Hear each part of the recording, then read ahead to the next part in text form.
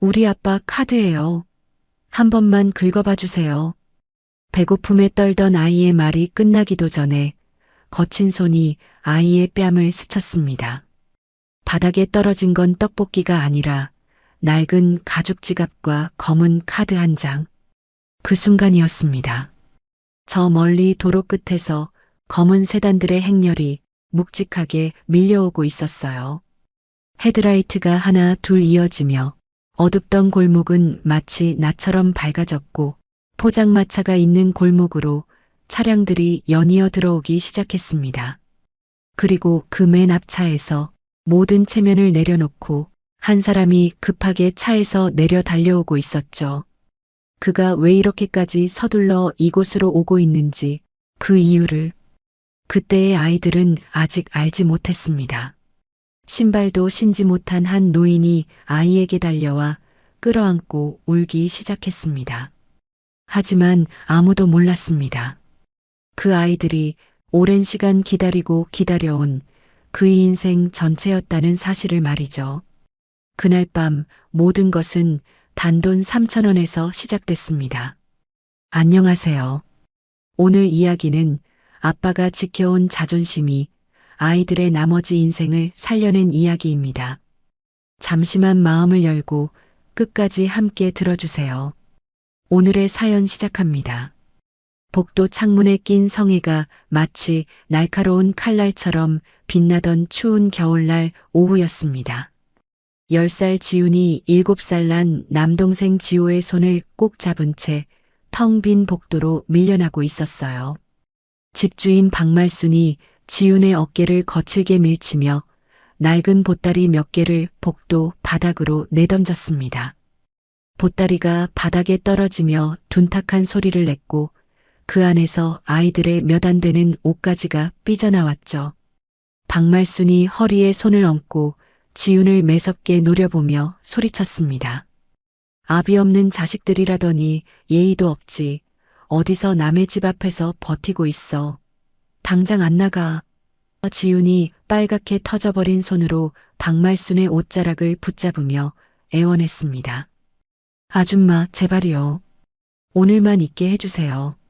날씨가 너무 추워요. 동생이 어제부터 열이 나서 그래요. 박말순이 코웃음을 치며 지훈의 손을 거칠게 뿌리쳤습니다. 얘가 어디서 내 옷자락에 손을 대?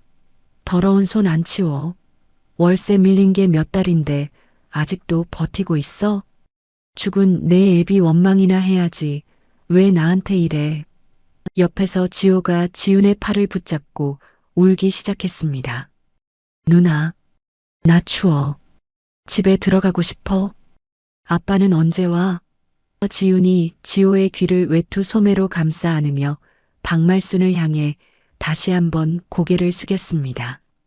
잘못했어요, 아줌마. 제가 내일이라도 어떻게든 돈을 구해볼게요. 제발 문만 열어주세요. 박말순이 열쇠 꾸러미를 짤랑거리며 단칸방 문에 쇠사슬을 감았습니다.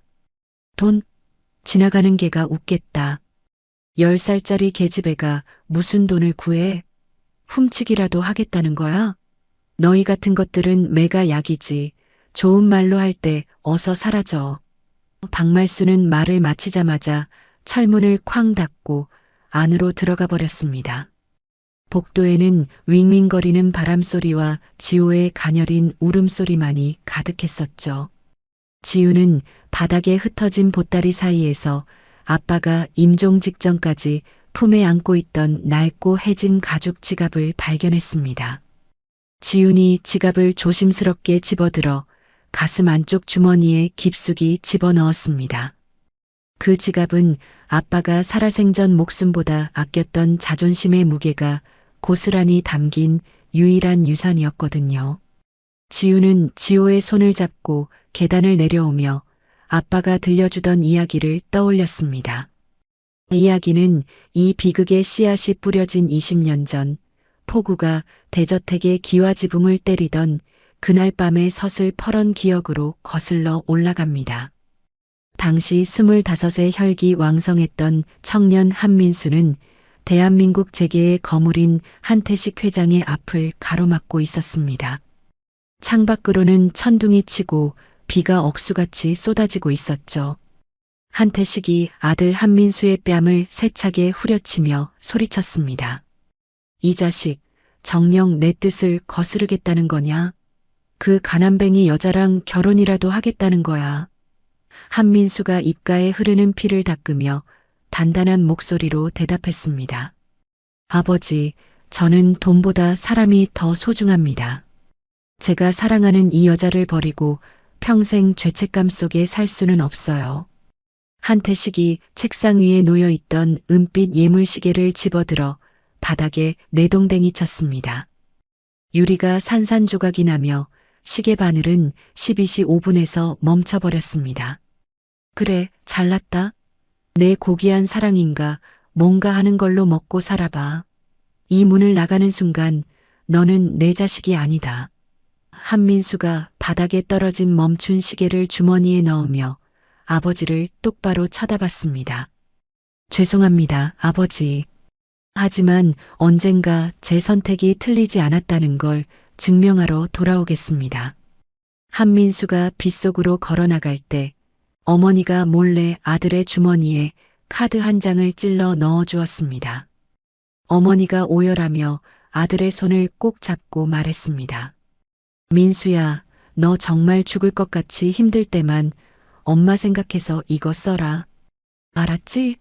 한민수가 어머니의 손을 놓으며 빗속으로 사라졌고 한태식은 그 광경을 창밖으로 지켜보고 있었습니다.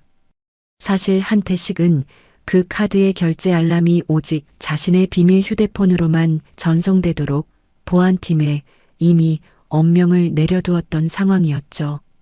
한민수는 그 길로 집을 나와 20년이라는 긴 세월을 이름 없는 도시의 밑바닥에서 보냈던 거예요. 그는 도망친 것이 아니라 매일 참는 삶을 선택한 사람이었습니다. 그 20년 동안 한민수는 막노동판과 배달일을 전전하며 사랑하는 아내를 지켰지만 가난은 좀처럼 그들의 삶을 비껴가지 않았습니다. 가출 후 10년 동안은 아이를 가질 여유조차 없을 만큼 처절한 생활이 이어졌었죠. 그러다 기적처럼 얻은 아이가 첫째 지훈이었고 그로부터 3년 뒤 둘째 지호가 태어났습니다. 한민수는 늘 아이들에게 아빠의 낡은 가죽 지갑을 보여주며 말하곤 했습니다. 아이들은 몰랐지만 그 말을 할 때마다 아빠는 자기 자신에게도 같은 말을 되뇌고 있었습니다. 지훈아, 사람은 배고픈 건 참아도 자존심 없는 건 참으면 안 된다. 이 지갑 속에는 할머니의 따뜻한 마음이 들어있단다. 하지만 과로와 영양실조로 몸이 만신창이가 된 한민수는 결국 한 달 전 지훈의 손을 잡은 채 눈을 감았습니다. 지훈은 아빠가 임종 직전 마지막 힘을 쥐어짜며 했던 유언을 어제 일처럼 기억하고 있었죠. 지훈아, 이 지갑 속의 카드는 정말 너와 지호가 죽을 것 같이 힘들 때 그때만 꺼내거라. 알았지? 지훈은 그 유언을 품고 한 달을 버텼지만 이제 남매에게 남은 것은 차가운 아스팔트와 텅 빈 위장뿐이었습니다. 길거리의 화려한 네온 사인은 갈 곳 없는 남매를 비웃듯 반짝이고 있었습니다. 지훈은 주머니 속에서 유난히 서늘한 금속 질감의 블랙카드를 손가락 끝으로 만져보았습니다. 지호가 배가 고파서 다리가 안 움직인다며 길바닥에 주저앉아 울기 시작했습니다. 지훈은 아빠의 마지막 자존심보다 동생의 생명이 더 귀하다는 것을 깨닫고 눈물을 닦았습니다. 지호야, 울지 마. 누나가 아빠가 주신 마법의 카드로 맛있는 거 사줄게. 지훈은 동생의 작은 손을 더욱 꽉 쥐며 어두운 골목길을 달리기 시작했습니다. 지훈은 동생의 작은 손을 더욱 꽉 쥐며 어두운 골목길을 달리기 시작했습니다. 10살짜리 아이의 손에는 너무 무거운 하루가 쥐어져 있었습니다. 골목 끝자락 빨간 천막 사이로 새어나오는 떡볶이 향기는 남매에게 세상에서 가장 잔인한 유혹이자 마지막 희망의 냄새로 다가왔던 것이죠. 지우는 아빠의 낡은 가죽 지갑을 품에 안고 떡볶이 냄새가 나는 포장마차로 발걸음을 옮겼습니다. 그리고 그 지갑 속 유난히 차갑게 느껴지는 블랙카드를 꼭 쥐었습니다. 그 작은 카드 한 장이 아이들의 밤을 어디로 데려갈지 그때는 아무도 몰랐습니다. 대저택의 거실에는 육중한 괴종시계가 내뿜는 규칙적인 소리만이 공허하게 울려 퍼지고 있었습니다.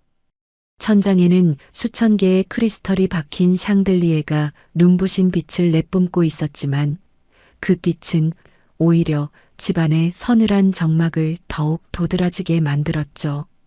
한태식 회장이 서재 가죽 의자에 깊숙이 몸을 묻은 채 창밖으로 내리는 눈을 멍하니 바라보았습니다. 옆에 서 있던 큰아들 한진수가 차가운 찻잔을 만지작거리며 입을 열었습니다. 아버지, 벌써 밖은 눈이 내리네요. 날이 많이 춥습니다. 한태식이 고개도 돌리지 않고 낮은 목소리로 대답했습니다. 그래, 밖은 참 춥겠구나. 그 녀석이 나간 지도 벌써 20년이 지났으니 그동안 얼마나 많은 눈을 맞았을까. 큰 며느리 이정숙이 조심스럽게 따뜻한 차를 한태식의 책상 위에 내려놓으며 말했습니다. 아버님, 너무 마음 쓰지 마세요. 민수 서방님도 어딘가에서 잘 살고 있을 거예요. 저희가 사람을 풀어서 계속 찾고 있으니까요. 한태식이 서랍을 열어 20년 동안 단 한 번도 꺼내보지 못한 낡은 물건들을 바라보며 씁쓸하게 웃었습니다. 잘 살고 있다면 왜 단 한 번도 소식이 없겠느냐. 그 고집불통인 녀석이 내 도움을 받기 싫어서 숨어 지내는 거겠지. 내가 그때 조금만 더 참았어야 했는데 그놈의 자존심이 뭔지.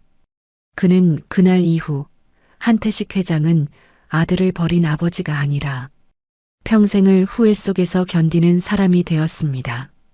한진수가 한태식의 눈치를 살피며 한숨을 내쉬었습니다.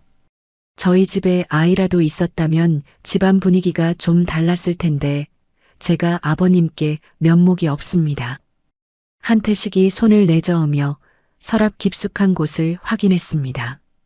그곳에는 20년 동안 단 한 번도 전원이 꺼지지 않도록 충전기에 연결된 낡은 빨간색 구형 휴대폰이 놓여 있었거든요. 그 전화기는 연락을 받기 위한 것이 아니라 아들이 살아있다는 신호를 기다리기 위한 물건이었습니다. 한태식이 안경 닫기로 그 휴대폰을 정성스럽게 문지르며 비서실장에게 물었습니다. 알람 설정은 여전히 이상 없는 거지? 그 카드가 긁히는 순간 바로 나한테 신호가 오게 되어 있는 거 맞나?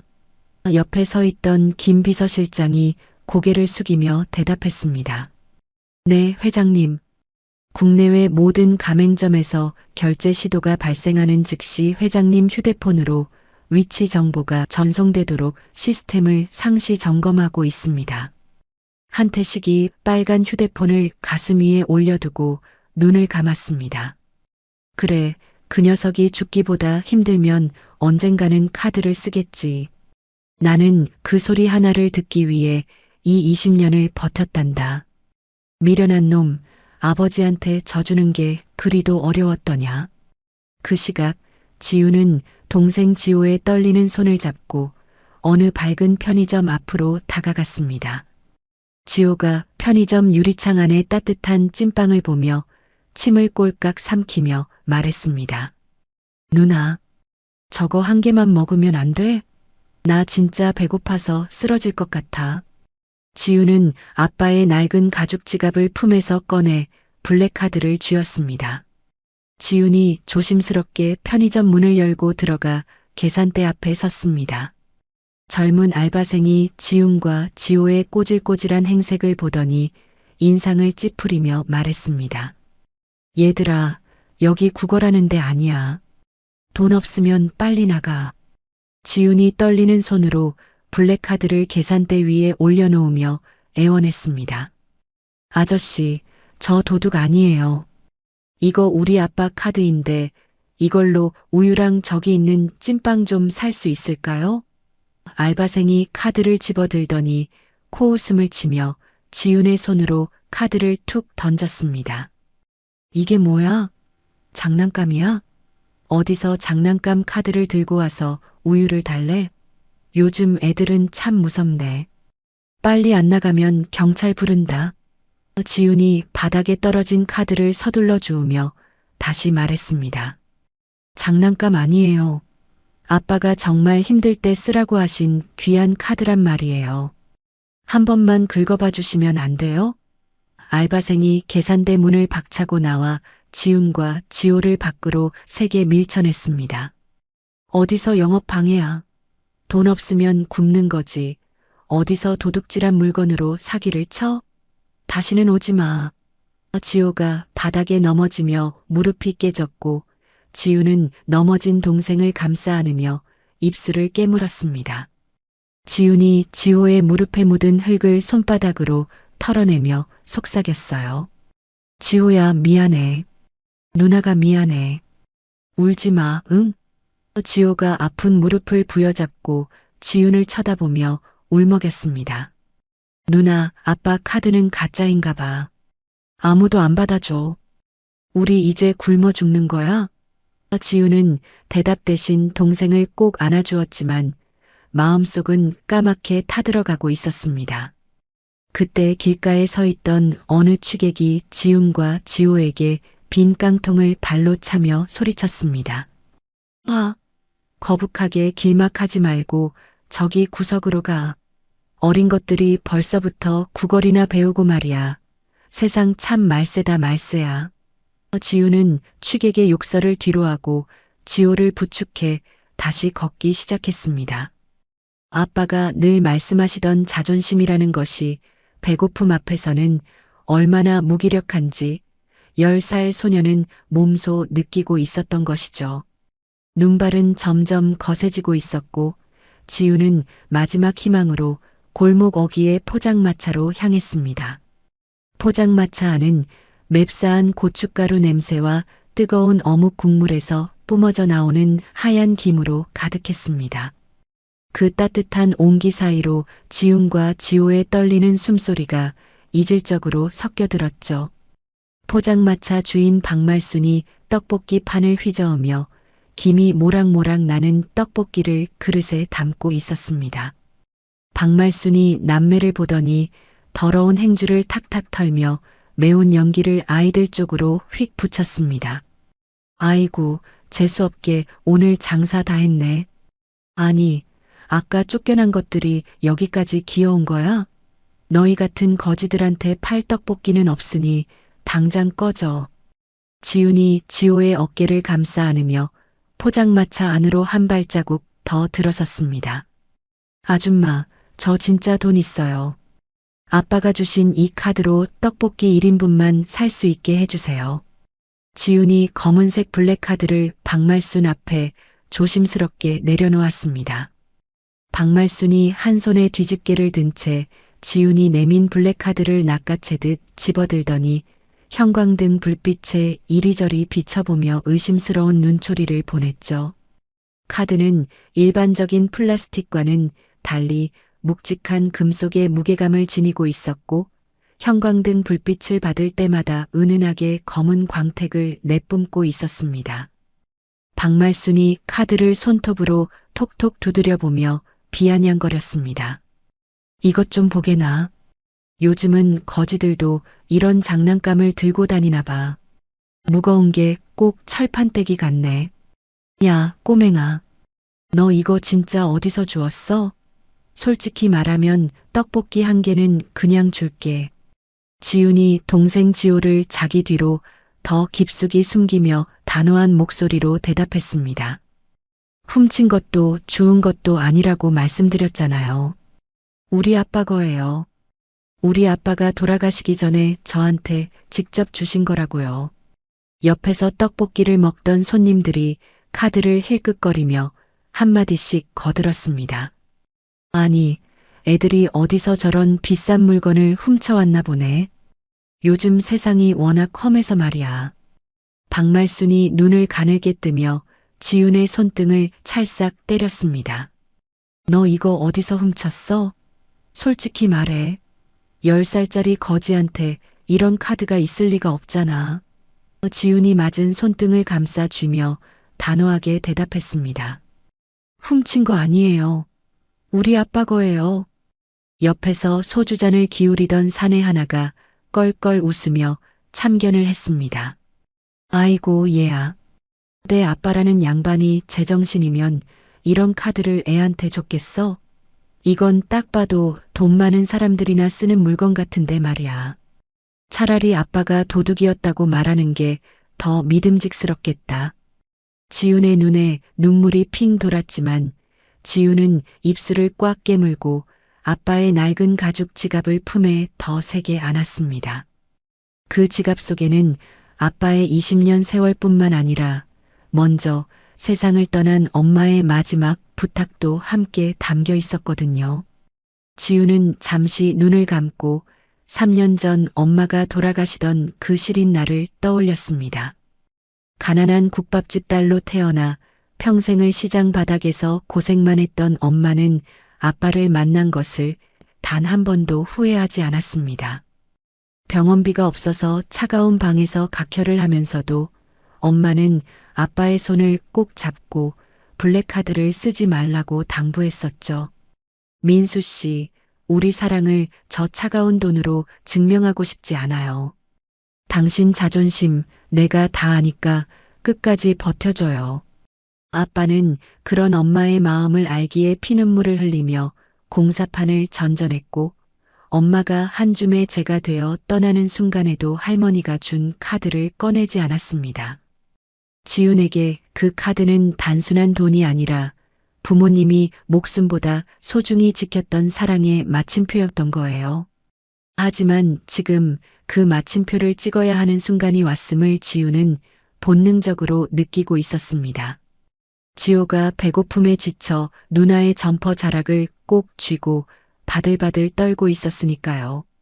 지훈은 3,000원짜리 떡볶이를 위해 아빠가 20년 동안 목숨처럼 지켰던 마지막 보루를 세상 밖으로 만전히 던졌습니다.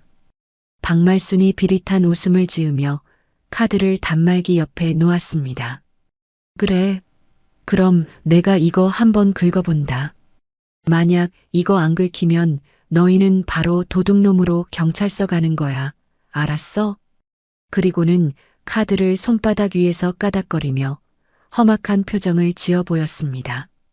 야, 너희 똑똑히 들어. 내가 니들 살던 방 주인이잖아. 몇 달째 월세 50원도 못 내서 깡통 차고 쫓겨난 것들이 어디서 이런 시커먼 철판떼기를 가져와?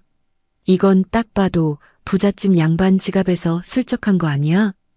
지훈이 아니라고 소리치며 울먹였지만 박말순은 오히려 비릿한 웃음을 지으며 주변 손님들을 선동하기 시작했습니다. 이것 봐요, 여러분. 얘들이 아까 우리 집에서 쫓겨난 거지남매인데 이런 카드를 들고 왔어. 만약 이거 안 긁히면 너희는 바로 도둑질한 거 인정하는 거다? 옆에 분들 증인 좀 서줘요. 이거 내가 긁어봐서 승인 거절 뜨면 얘들은 떡볶이가 아니라 경찰차를 타게 될 거야. 내가 오늘 이 동네 도둑놈들 뿌리를 뽑아버릴 테니까. 박말순은 아이들을 돕기는커녕 이번 기회에 확실히 경찰에 넘겨버려 자신의 집 근처에서 영영 치워버리겠다는 악독한 말을 내뱉었습니다. 주변 손님들의 시선이 하나둘 카드로 모였습니다. 그 모습을 바라보며 지훈이 마른 침을 꼴깍 삼키며 주머니 속에서 아빠의 유품인 은빛 예물시계를 꼭 쥐었습니다. 혹시 저 카드가 안 되면 어쩌지? 하는 불안감에 어린 지훈의 마음이 타들어가는 듯 했으니까요. 그 순간 12시 5분에 멈춰서 있던 그 시계는 마치 지훈에게 안심해 지훈아, 엄마 아빠가 지켜줄게 라고 속삭이는 것만 같았습니다. 박말순이 카드를 단말기에 거칠게 쑤셔넣고 승인 버튼을 누르려 손가락을 움직였습니다. 자, 떡볶이 1인분 3,000원 결제한다. 과연 어떤 소리가 날지 궁금하네. 박말순의 손가락이 승인 버튼을 누르는 순간 포장마차 안은 찬물을 끼얹은 듯 조용해졌죠. 지우는 제발 아빠의 말이 사실이기를 바라며 떨리는 손으로 지호의 어깨를 꽉 쥐었습니다. 폭풍전야의 정막이 포장마차 안을 가득 채우고 있었고 멈춰있던 운명의 시계가 다시 돌아가기 시작했습니다. 보통의 카드라면 띠릭하는 경쾌한 소리가 나야 했지만 단말기에서는 전혀 들어본 적 없는 기괴한 고주파 알람 소리가 울려 퍼졌습니다. B-, B-, 날카로운 경고음이 포장마차의 정막을 깼고 단말기 화면에는 잔액 부족이나 승인 거절이라는 글자 대신 시뻘건 배경에 흰 글씨가 전멸했습니다.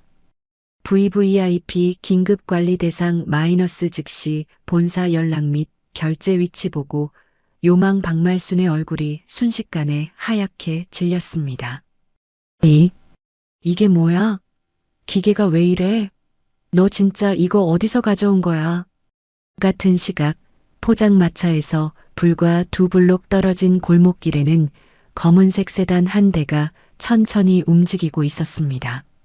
뒷자리에 앉아있던 한태식 회장이 창밖의 낡은 건물들을 보며 깊은 생각에 잠겨 있었죠. 사실 한태식은 매일 밤 잠을 이루지 못하고 아들이 마지막으로 살고 있을 것 같은 이 가난한 동네를 직접 배회하며 아들의 흔적을 찾고 있었거든요. 진수야, 민수가 저런 허름한 포장마차에서 떡볶이라도 한 그릇 먹고 있다면 얼마나 좋을까? 그 녀석 어릴 때 떡볶이라면 사족을 못 썼는데. 옆에 앉아있던 큰아들 진수가 한태식의 손을 꼭 잡으며 대답했습니다. 아버지, 너무 자책하지 마세요. 민수도 이제 나이가 45인데 어디선가 훌륭한 가장이 되어 있을 겁니다. 그 순간 빨간색 구형 휴대폰이 미친 듯이 진동하기 시작했습니다. 아들이 집을 나간 지 20년 만에 처음으로 울리는 벨소리였습니다. 한태식이 벼락이라도 맞은 듯 폰을 꺼내 액정을 확인했습니다. 블랙카드 3,000원 결제 시도 마이너스 5동 삼거리 포장마차. 한태식의 눈이 경련하듯 떨리며 눈물이 왈칵 쏟아졌습니다. 민수다. 민수가 카드를 썼어. 바로 앞이다. 김비서, 당장 저 포장마차로 차 돌려. 포장마차 안에서 박말순은 당황한 기색을 숨기기 위해 더 크게 소리를 지르기 시작했습니다. 이거 기계 고장 낸 거 맞지? 이 가짜 카드 때문에 내 장사 다 망치게 생겼네. 박말순이 지훈의 팔을 거칠게 낚아채며 아이를 바닥으로 밀쳐버렸습니다.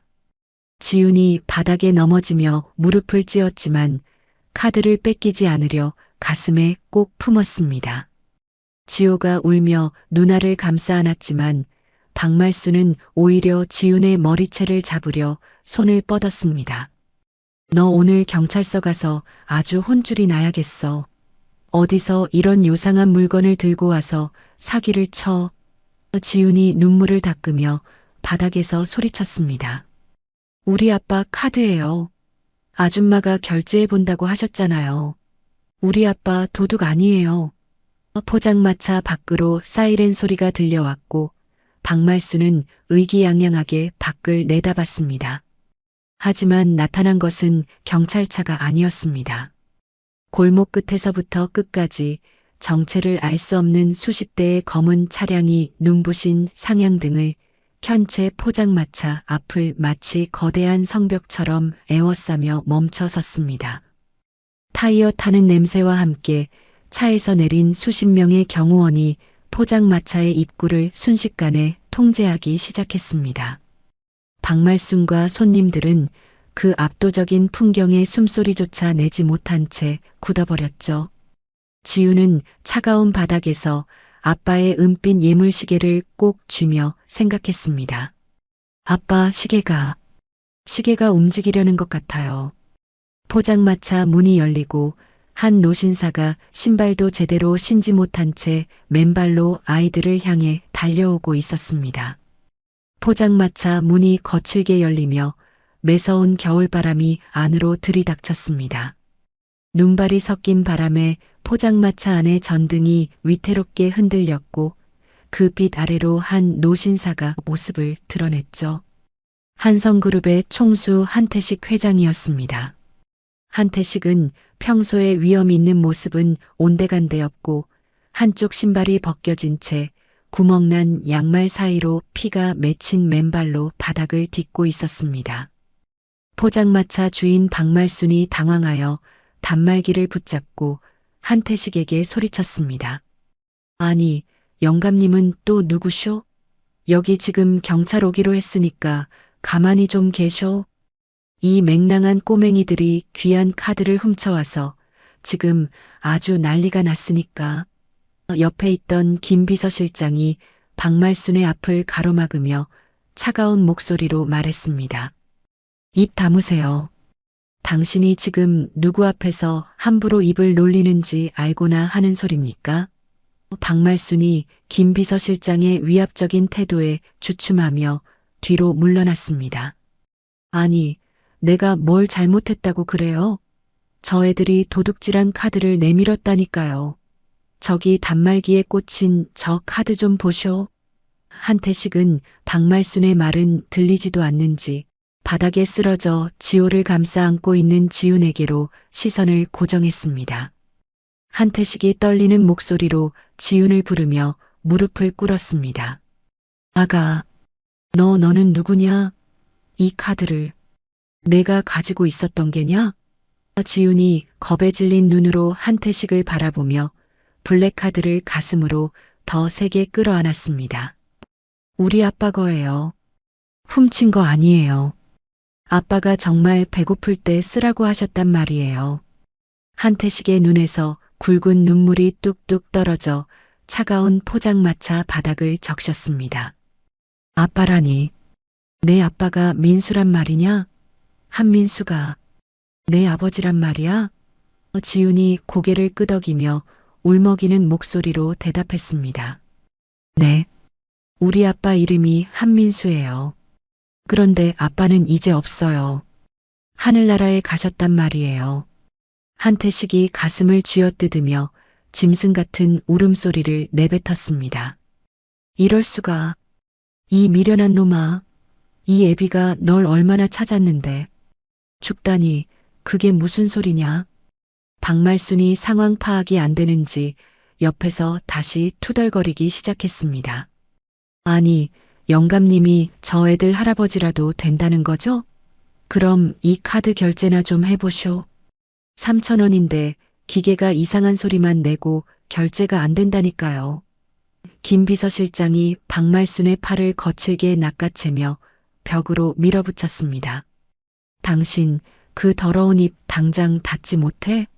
이 아이들은 한성그룹의 귀한 손주분들이시다. 당신이 감히 누구에게 손등을 때리고 머리채를 잡으려 한 거야. 박말순이 한성그룹이라는 말을 듣자마자 쥐고 있던 집게를 바닥에 떨어뜨렸습니다. 한성그룹이요? 저 거지 같은 애들이 재벌가 손주라고요? 말도 안 돼. 영감님, 아니 회장님, 제가 정말 몰랐습니다. 애들이 행색이 이래서 저는 정말. 한태식이 박말순의 사죄 따위는 안중에도 없다는 듯 지훈의 손을 조심스럽게 맞잡았습니다. 아가, 미안하다. 할아버지가 너무 늦게 왔구나. 이 시계도 내가 가지고 있었던 게냐? 지훈이 주머니에서 12시 5분에 멈춘 은빛 예물시계를 꺼내 한태식의 손바닥 위에 올려놓았습니다. 아빠가 매일 밤 이 시계를 닦으셨어요. 시계가 다시 움직이는 날 할아버지가 우리를 꼭 찾으러 오실 거라고 하셨거든요. 한태식이 20년 전 자신이 아들의 가슴에 대고 던졌던 그 시계를 알아보자마자 포장마차 바닥에 머리를 박으며 통곡했습니다. 민수야, 이 나쁜 놈아, 이 애비가 죽일 놈이다. 너를 그렇게 보내고 내가 어떻게 사느냐. 포장마차 밖에서는 경호원들이 주변을 통제하느라 분주했고 동네 사람들은 이 믿기지 않는 광경을 창문 너머로 훔쳐보고 있었죠. 경찰차가 뒤늦게 도착해 사이렌을 울리며 멈춰 섰습니다. 경찰관이 포장마차 안으로 들어오려 하자 김 비서실장이 단호하게 막아섰습니다. 한성그룹 한태식 회장님 가족사입니다. 경찰분들은 돌아가서 보고만 하십시오. 나머지는 저희 법무팀에서 처리하겠습니다. 경찰관들이 한태식의 얼굴을 확인하고는 일제히 거수 경례를 하며 뒤로 물러났습니다. 박말수는 이제 사색이 되어 구석에서 벌벌 떨며 자기 손을 때리기 시작했습니다. 회장님, 제가 죽을 죄를 지었습니다. 배고픈 애들인 줄 알고 제가 그냥 떡볶이라도 주려고 했던 건데. 정말입니다. 한태식이 지훈과 지호를 한꺼번에 끌어안으며 담요를 덮어주었습니다. 김비서, 저 여자가 아이들에게 손을 댔다고 했지? 법이 허용하는 가장 가혹한 처벌을 내려라. 그리고 이 포장마차 내일 해가 뜨기 전에 흔적도 없이 치워버려. 김 비서실장이 고개를 숙이며 대답했습니다. 알겠습니다, 회장님. 즉시 조치하겠습니다.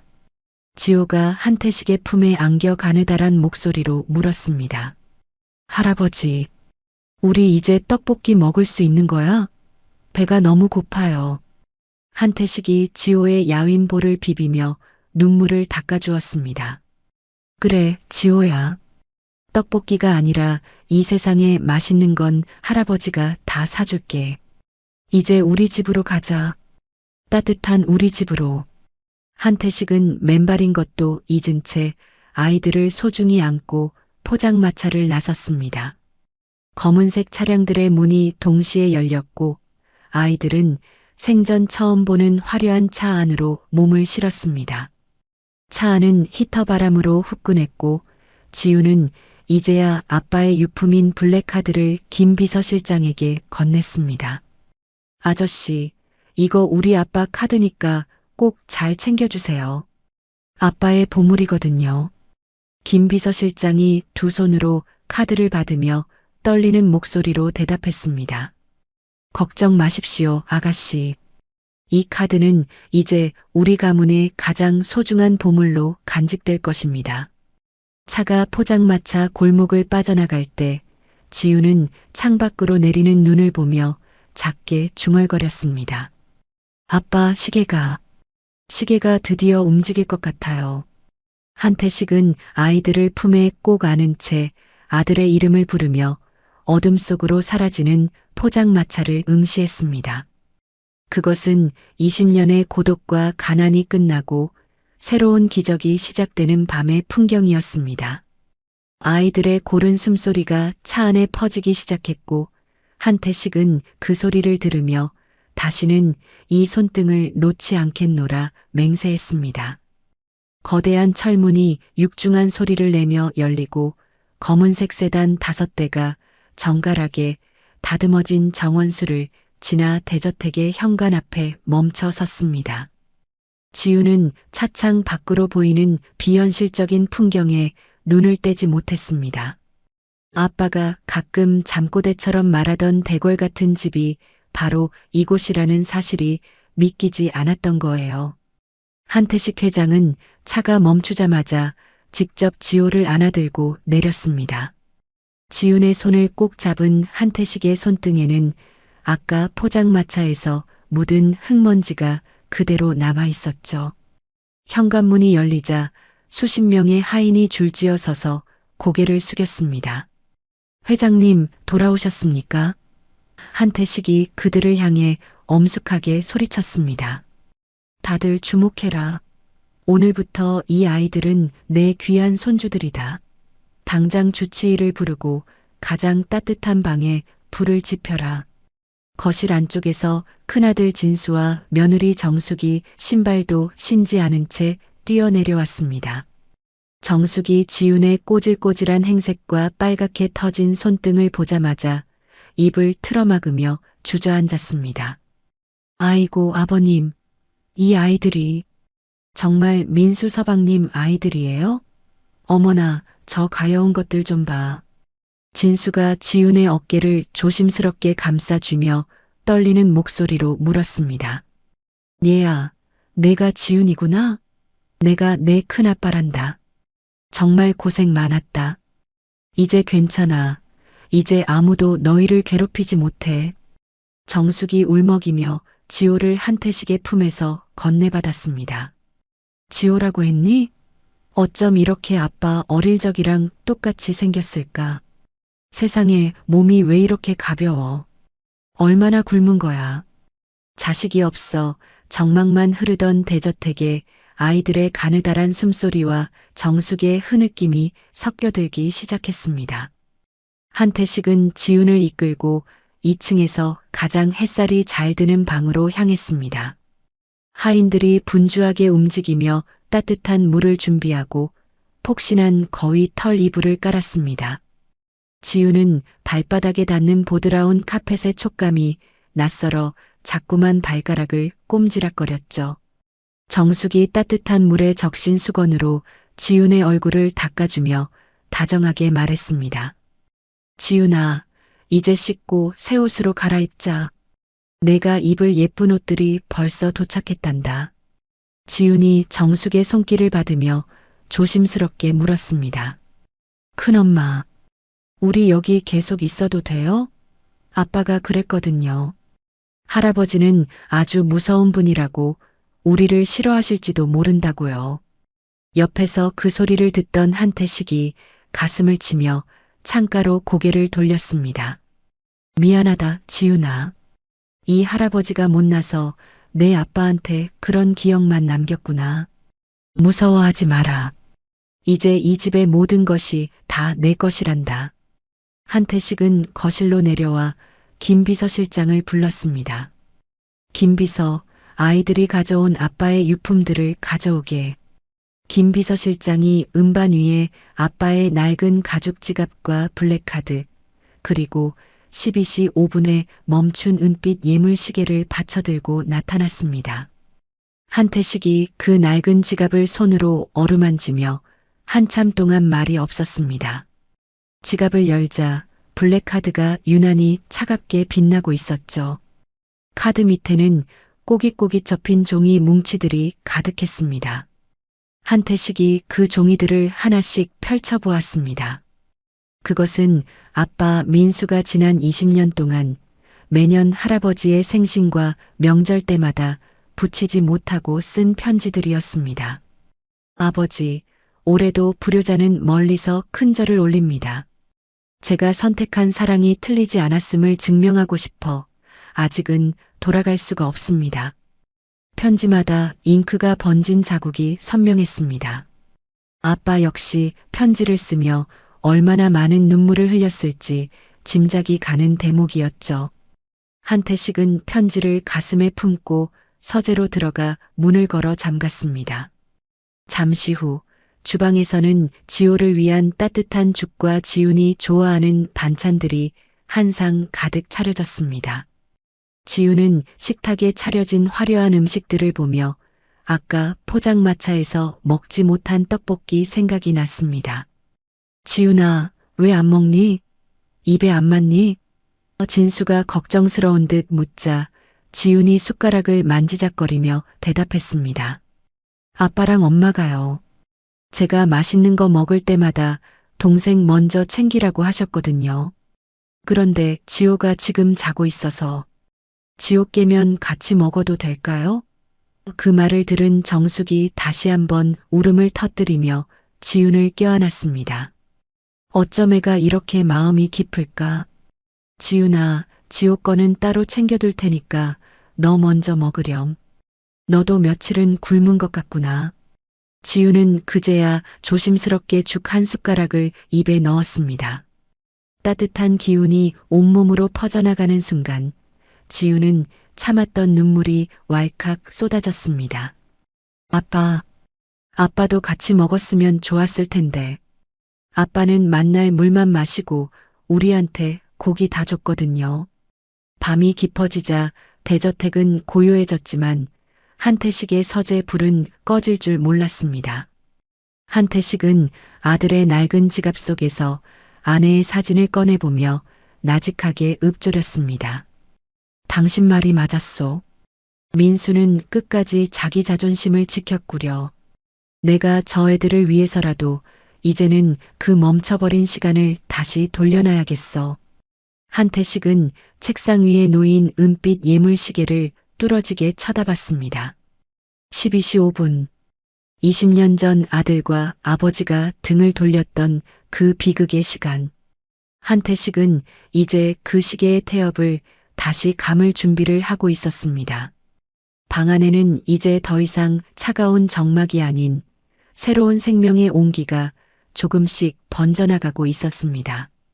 지훈과 지호는 서로의 손을 꼭 잡은 채 생전 처음 덮어보는 보드라운 이불 속에서 깊은 잠에 빠져들었습니다. 그것은 20년의 고통이 끝나고 멈춰있던 가족의 운명이 다시 태엽을 감는 밤의 풍경이었습니다. 새벽빛이 서재의 두꺼운 커튼 사이를 비집고 들어와 대리석 바닥 위에 길게 누웠습니다. 방 안은 숨소리조차 들리지 않을 만큼 적막했고 오직 한태식 회장의 거친 숨소리만이 간헐적으로 공기를 흔들고 있었죠. 한태식은 책상 위에 놓인 은빛 예물시계를 뚫어지게 바라보았습니다. 20년 전 자신의 오만과 독단으로 아들의 가슴에 대못을 박으며 던져버렸던 그 시계였습니다. 시계의 유리는 군데군데 실금이 가 있었고 은색 줄에는 세월의 때와 아들이 현장에서 일하며 묻었을 법한 작은 흠집들이 가득했었죠. 한태식은 바들바들 떨리는 손을 뻗어 시계를 조심스럽게 집어들었습니다. 그 차갑고 묵직한 금속의 감촉이 손바닥에 닿는 순간 한태식의 어깨가 힘없이 무너져 내렸습니다. 이 미련한 놈, 이 바보 같은 녀석아. 고작 이걸 지키려고 그 고생을 했단 말이냐. 한태식은 돋보기를 고쳤으며 시계의 크라운, 즉 태엽을 감는 꼭지를 조심스럽게 만져보았습니다. 20년 동안 12시 5분에 멈춰있던 시계는 마치 죽어버린 아들의 시간처럼 고집스럽게 움직이지 않았던 거예요. 한태식은 서랍에서 부드러운 융천을 꺼내 시계를 닦기 시작했습니다. 한 번, 두 번 정성스럽게 문지를 때마다 아들이 살아생전 이 시계를 닦으며 느꼈을 마음이 한태식의 심장으로 전해지는 듯 했습니다. 시계줄 사이에 낀 미세한 흙먼지를 털어내며 한태식의 눈동자가 파르르 떨렸습니다. 민수야, 내가 이 시계를 닦을 때마다 이 아비를 얼마나 원망했겠니? 아니면 이 아비가 그리워서 참아 버리지 못한 게냐? 한태식의 눈물 한 방울이 시계 유리 위로 뚝 떨어졌습니다. 눈물은 마치 단비처럼 시계 위에 머물렀고 한태식은 핀셋을 들어 조심스럽게 시계 뒷면을 열었습니다. 정밀한 기계 부품들이 촘촘하게 박힌 시계 내부는 기름이 마르고 태엽이 굳어 꼼짝도 하지 않았죠. 한태식은 아주 미세한 양의 윤활유를 태엽 사이에 한 방울 떨어뜨렸습니다. 그리고는 크라운을 잡고 아주 천천히 세상에서 가장 소중한 것을 다루듯 돌리기 시작했습니다. 방 안의 모든 소리가 사라진 것 같은 착각이 들 정도로 적막한 순간이었습니다. 한태식의 손끝에 미세한 저항감이 느껴졌고 이내 드르륵하는 아주 작은 금속음이 들려왔습니다. 한태식은 숨을 멈추고 시계 바늘을 응시했습니다. 1초, 2초. 심장 박동보다 느린 긴장감이 서재를 가득 채웠고 마침내 20년 동안 얼어붙어 있던 초침이 틱하고 한 칸을 움직였습니다. 틱, 틱, 틱. 규칙적이고 정교한 그 소리가 적막한 서재에 울려 퍼지는 순간 한태식은 시계를 가슴에 꼭 품고 대성통곡했습니다. 움직인다. 시계가 움직여. 민수야, 내 시간이 이제야 흐르는구나. 이 못난 아비를 용서해다오. 한태식은 책상에 머리를 박고 아이처럼 꺼늘거리며 울었습니다. 그 소리에 놀란 김 비서실장이 서재문을 살며시 열고 들어오려다 한태식의 처절한 뒷모습을 보고는 말없이 문을 닫고 물러났습니다. 한참을 울던 한태식은 아들의 낡은 가죽 지갑을 다시 열었습니다. 어제 다 읽지 못한 편지 묶음 옆으로 지갑 안쪽 깊숙한 비밀 주머니가 보였습니다. 한태식이 떨리는 손가락으로 그 주머니를 뒤적이자 빛바랜 사진 한 장과 아주 작은 열쇠 하나가 나왔습니다. 사진 속에는 아빠 민수와 엄마 그리고 갓난아기였던 지훈이가 환하게 웃고 있었습니다.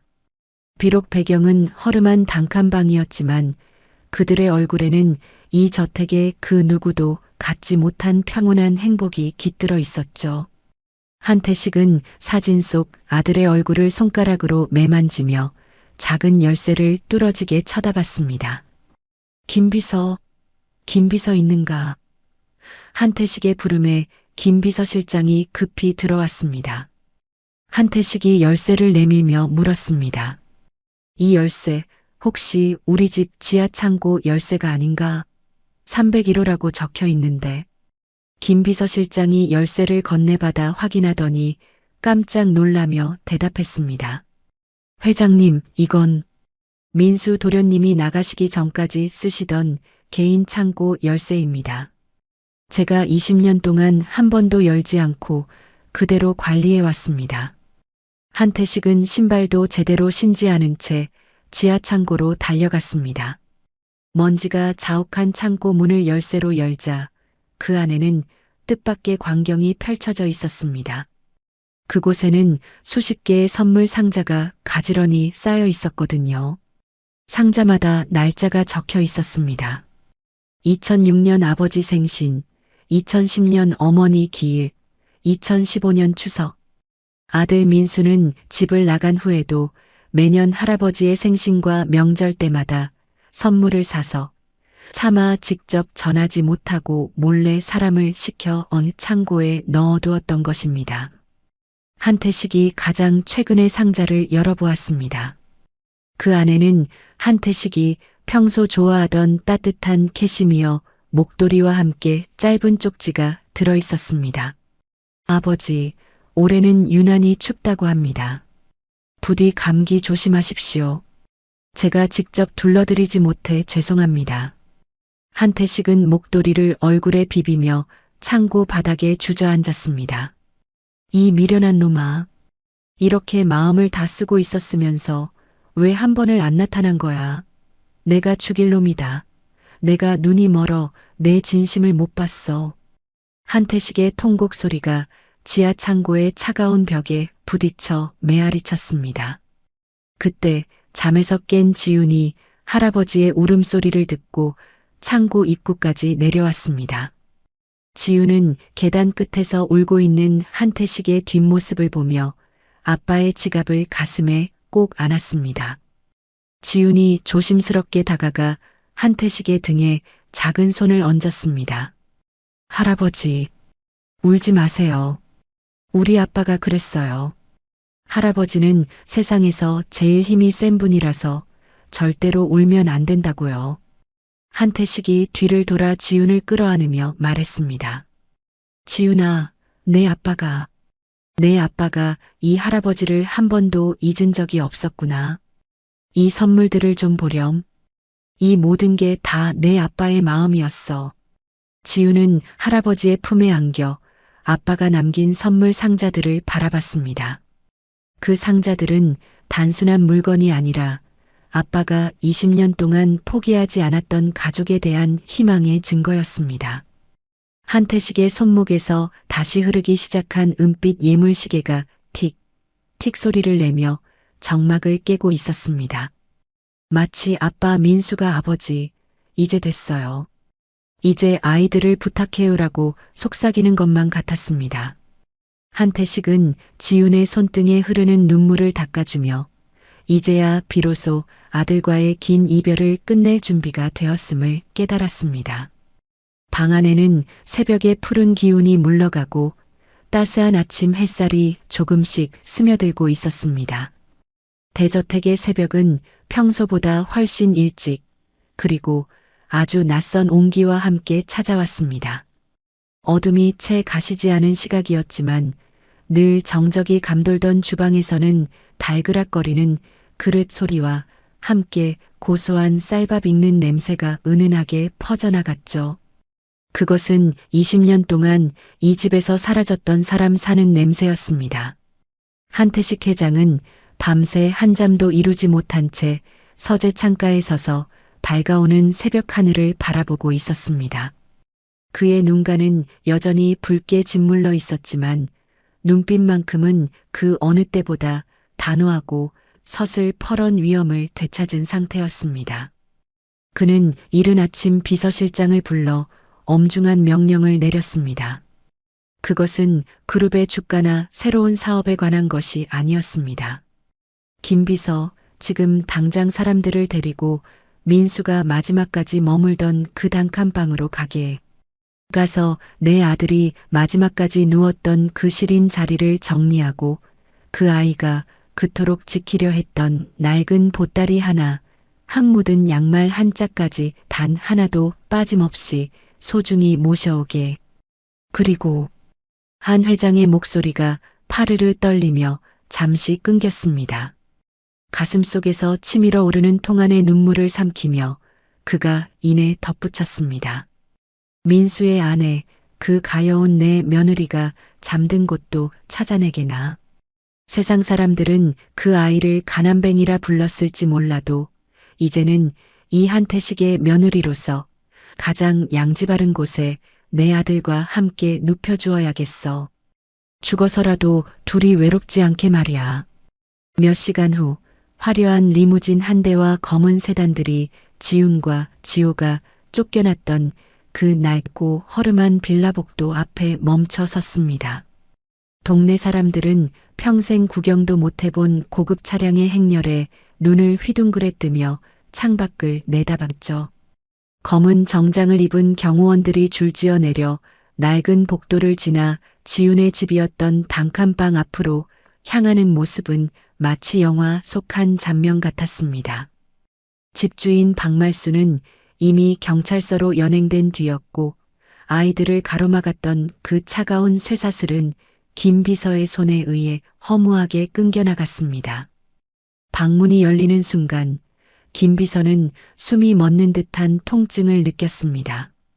그곳은 한 달 전 아빠 민수가 눈을 감았던 그날 이후 시간이 멈춘 듯 했습니다.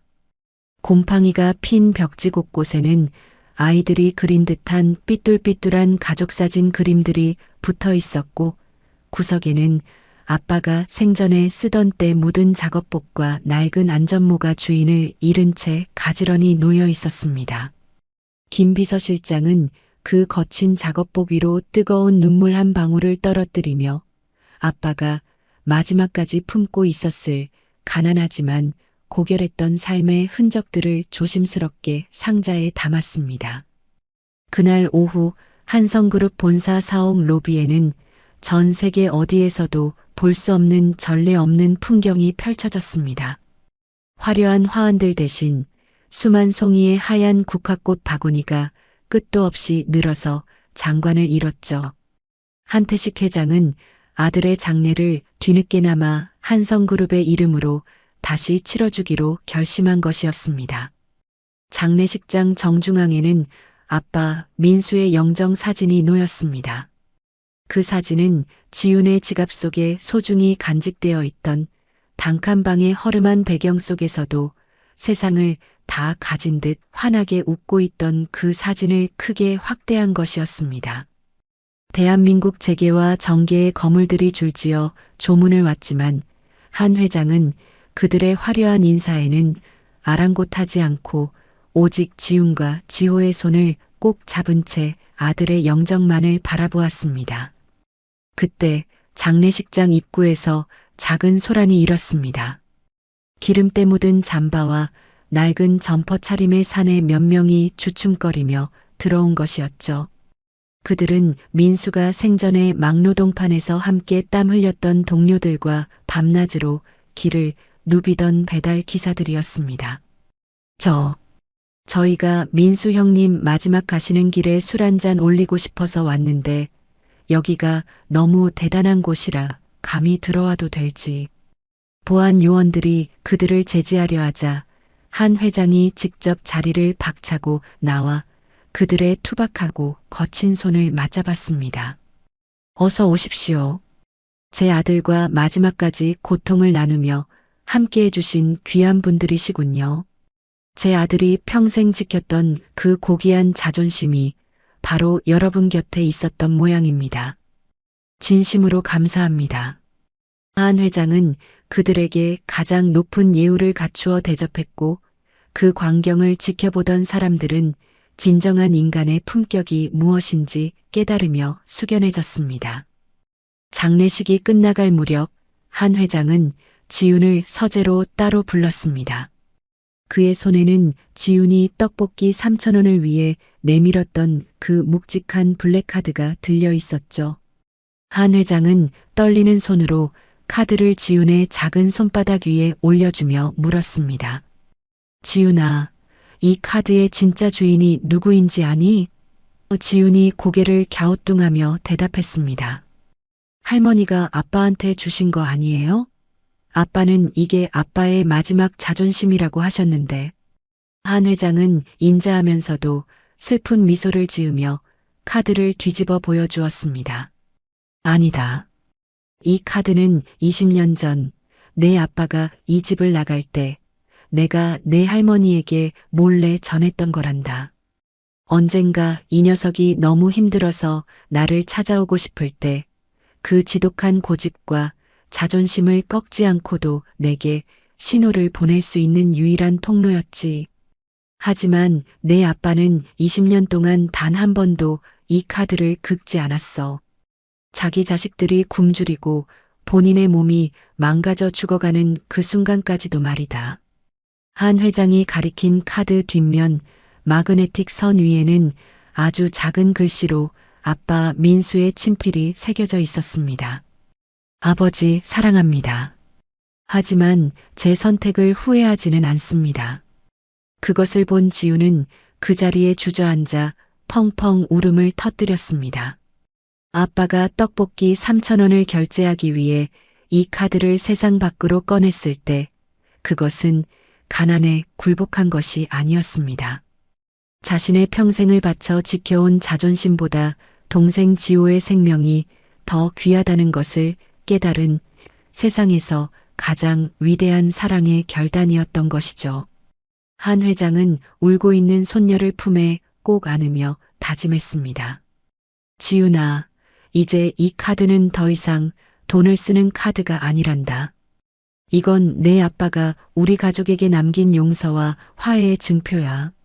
그리고 이 자존심을 짓밟은 자들에게는 가장 가혹한 대가를 치르게 할 것이다. 실제로 한 회장의 응징은 철저했습니다. 박말순의 포장마차가 있던 자리는 법무팀의 조사 결과 불법 점거와 위생 위반 혐의가 드러나 즉각 철거 명령이 내려졌습니다. 박말순은 자신이 호령하던 건물 계단에 주저앉아 살려달라 애원했지만 비서실장은 차가운 목소리로 대꾸했습니다. 회장님께서 말씀하셨습니다. 당신이 짓밟은 건 배고픈 남매가 아니라 한 인간의 위대한 영혼이었다고 말입니다. 법의 심판을 달게 받으십시오. 당신이 쇠사슬로 잠갔던 그 문이 이제는 당신을 가두는 창살이 될 것입니다.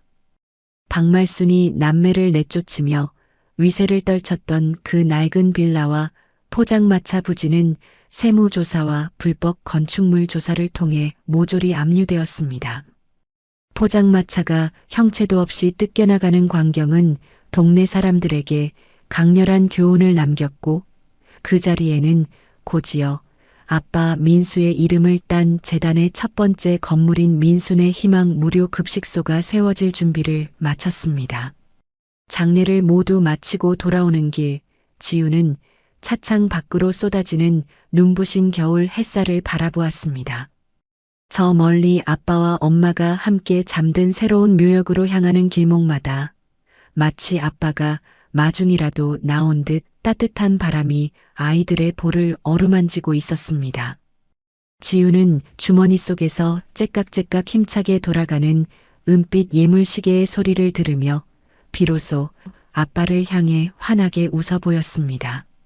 아빠의 자존심은 무너진 것이 아니라 가장 화려하고 고귀한 꽃으로 다시 피어난 것이었습니다. 그로부터 1년이라는 시간이 흘렀습니다.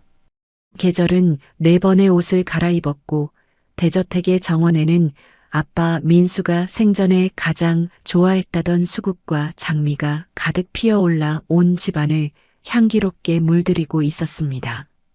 한때 차가운 정막만이 흐르던 이 거대한 성은 이제 아이들의 웃음소리와 뛰어다니는 발소리로 생기가 넘치는 진짜 집이 되었습니다. 지우는 이제 늠름한 언니가 되어 최고급 사립학교의 교복을 단정하게 입고 동생 지호의 숙제를 도와주는 든든한 보호자로 성장했습니다. 지훈의 책상 위에는 여전히 아빠의 낡은 가죽 지갑이 놓여 있었지만 이제 그 지갑은 슬픔의 상징이 아니었습니다. 지훈은 매일 아침 등교하기 전 지갑을 만지며 다짐합니다. 아빠가 가르쳐준 사람 냄새를 잊지 않겠다고, 그리고 어려운 사람을 보면 먼저 손을 내미는 사람이 되겠다고 말이죠. 지호 역시 이제는 새 신발을 신고 넓은 마당을 마음껏 뛰어다니는 건강한 아이가 되었습니다.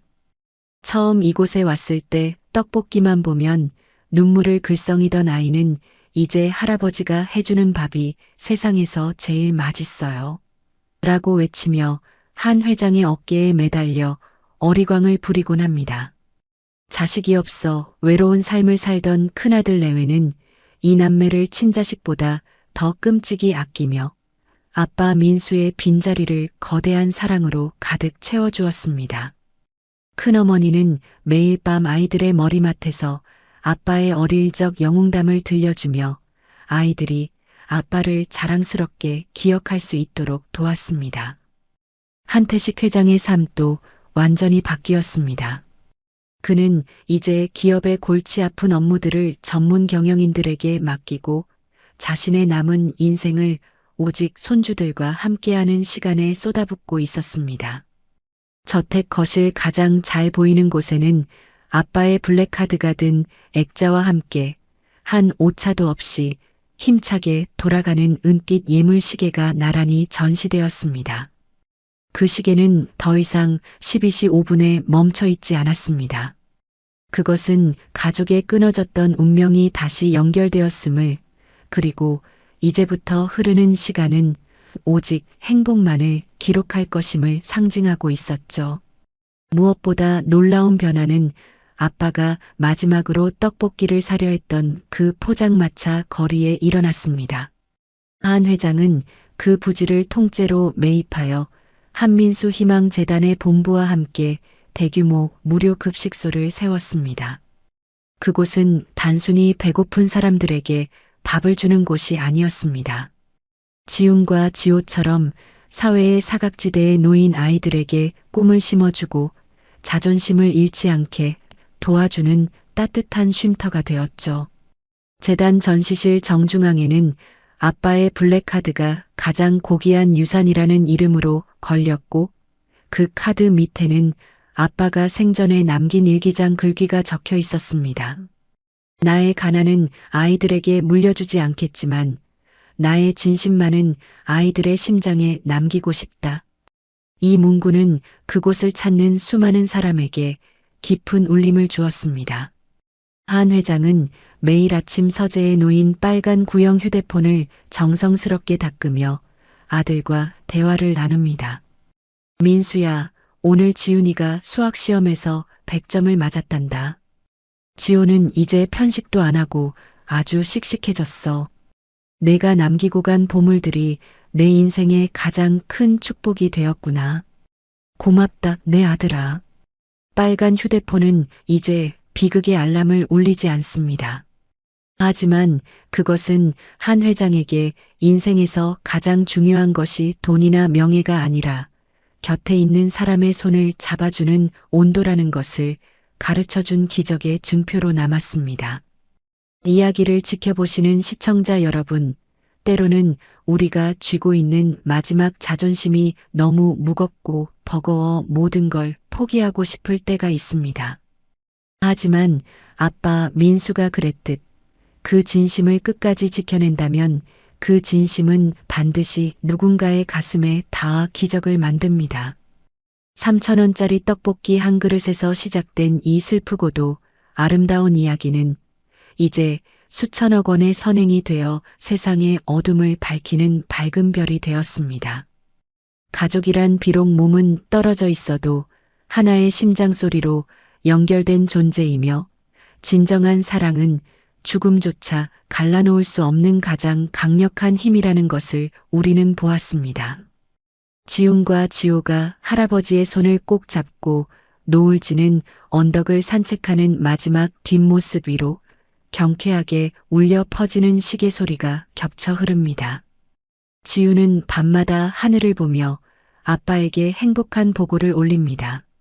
아빠, 우리 이제 하나도 안 추워요. 할아버지가 매일 따뜻하게 안아주시거든요. 아빠도 하늘나라에서 엄마랑 맛있는 거 많이 먹고 행복하게 지내세요. 나중에 우리 다시 만날 때 아빠가 자랑스러워할 수 있는 멋진 어른이 되어 있을게요. 멈추지 않고 째깍거리는 은빛 시계의 소리와 함께 이 가족의 시간은 이제 영원한 행복을 향해 흘러갑니다. 고난 속에서도 자존심을 잃지 않았던 한 남자의 위대한 유산이 두 아이의 인생을 넘어 세상을 더 따뜻하게 만드는 기적으로 기억되며 이야기는 대단원의 막을 내립니다. 어떤 자존심은 끝까지 쥐고 있어야 할 때가 있고 어떤 자존심은 사랑 앞에서 내려놓아야 할 때가 있습니다. 아빠 민수는 가난해지지 않기 위해 자존심을 지켰고 아이들을 살리기 위해 그 자존심마저 사랑으로 내놓았습니다. 그래서 그 카드 한 장은 돈이 아니라 한 아버지의 인생이었고 한 아이의 미래였습니다. 오늘 이야기가 조금이라도 마음의 울림이 되셨다면 좋아요와 구독 눌러주시고 댓글로 아빠와 아이들에게 한마디씩 남겨주세요. 여러분의 따뜻한 한 줄이 누군가에게는 오래 잊지 못할 위로가 될 수 있습니다. 오늘도 귀한 시간 내어 함께 해주셔서 감사합니다. 지금까지 달빛 아래 사연 한 줌이었습니다. 여러분의 내일을 응원합니다. 감사합니다.